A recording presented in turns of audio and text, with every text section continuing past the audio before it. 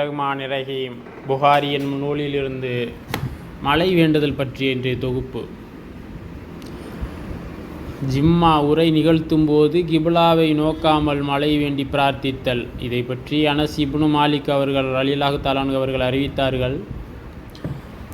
ஜிம்மா நாளில் நபிகள் நாயகம் ஸல்லல்லாஹு அலைஹி வஸல்லம் அவர்கள் நின்று உரை நிகழ்த்தி கொண்டிருந்த போது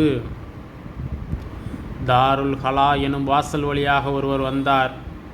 நின்றவாறே நபிகள் நாயகம் ஸல்லல்லாஹு அலைஹி வஸல்லம் அவர்களை நோக்கி, இறை தூதர் அவர்களே, செல்வங்கள் அழிந்துவிட்டன, பாதைகள் துண்டிக்கப்பட்டு விட்டன, எனவே எங்களுக்கு மழை பொழிய செய்யுமாறு அல்லாஹ்விடம் பிரார்த்தியுங்கள் என்று கேட்டார். நபிகள் நாயகம் ஸல்லல்லாஹு அலைஹி வஸல்லம் அவர்கள் தங்களின் கைகளை உயர்த்தி, இறைவா, எங்களுக்கு மழை பொழிய செய்வாயாக என்று பிரார்த்தித்தார்கள். அல்லாஹ்வின் மீது ஆணையாக, வானத்தில் திரண்ட மேகத்தையோ பிரிந்து கிடக்கும் மேகங்களையோ நாங்கள் காணவில்லை. எங்களுக்கும் சஹல் எனும் மலைக்கும் இடையே எந்த வீடும் கட்டிடமும் இருக்கவில்லை. அது வெட்டவெளியாக இருந்தது. அப்போது அம்மலைக்கு பின்புறம் இருந்து கேடயம் போன்று ஒரு மேகம் தோன்றி வானத்தின் மையப்பகுதிக்கு வந்து சிதறி மழை பொழிந்தது. அல்லாஹ்வின் மீது ஆணையாக 6 நாட்கள் சூரியனையே நாங்கள் பார்க்கவில்லை. அடுத்து ஜிம்மாவில் நபிகள் நாயகம் ஸல்லல்லாஹு அலைஹி வஸல்லம் அவர்கள் உரை நிகழ்த்தும் போது ஒருவர் அதே வாசல் வழியாக வந்தார். நின்றவாறே நபிகள் நாயகம் ஸல்லல்லாஹு அலைஹி வஸல்லம் அவர்களை நோக்கி, இறை தூதர் அவர்களே, செல்வங்கள் அழிந்துவிட்டன, பாதைகள் துண்டிக்கப்பட்டு விட்டன, எனவே மழையை நிறுத்துமாறு அல்லாஹ்விடம் பிரார்த்தியுங்கள் என்றார். உடனே நபிகள் நாயகம் ஸல்லல்லாஹு அலைஹி வஸல்லம் அவர்கள் தம் கைகளை உயர்த்தி, இறைவா, எங்கள் சுற்றுப்புறங்களில் மழை பொழிய செய்வாயாக, எங்களுக்கு பாதகமாக இதை ஆக்கிவிடாதே. இறைவா, மணல் குன்றுகள், மலைகள், ஓடைகள், விளைநிலங்கள் ஆகியவற்றின் மீது மழையை பொழிய செய்வாயாக என்று பிரார்த்தித்தார்கள். உடனே மழை நின்றது. நாங்கள் வெயிலில் நடந்து சென்றோம். இரண்டாவதாக வந்த மனிதர் முதலில் வந்தவர் தாமா, அவரேதானா என்று கேட்டதற்கு சாபிக் அவர்கள் தெரியாது என்று கூறிவிட்டார்கள்.